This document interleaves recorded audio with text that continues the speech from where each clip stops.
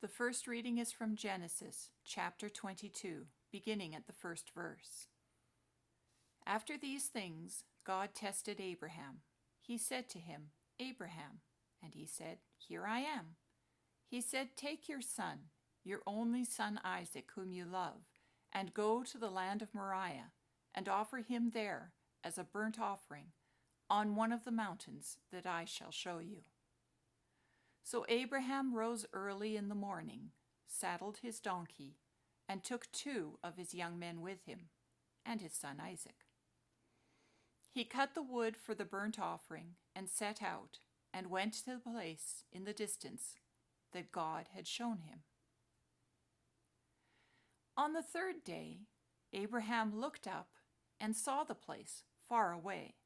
Then Abraham said to his young men, "Stay here with the donkey.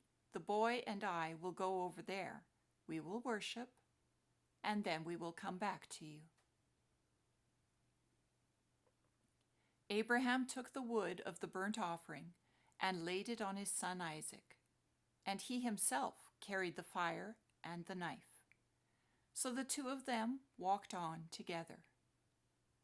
Isaac said to his father Abraham, "Father," and he said, "Here I am, my son."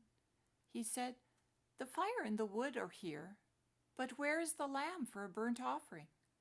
Abraham said, "God himself will provide the lamb for a burnt offering, my son."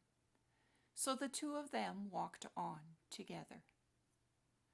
When they came to the place that God had shown him, Abraham built an altar there and laid the wood in order.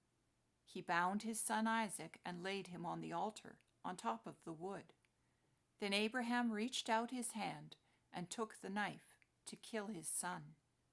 But the angel of the Lord called to him from heaven and said, "Abraham, Abraham." And he said, "Here I am."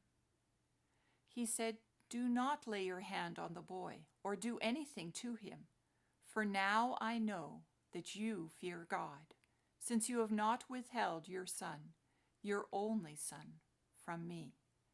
And Abraham looked up and saw a ram caught in a thicket by its horns. Abraham went and took the ram and offered it up as a burnt offering instead of his son. So Abraham called that place, "The Lord will provide." As it is said to this day, "On the mount of the Lord it shall be provided." The word of the Lord. Thanks be to God.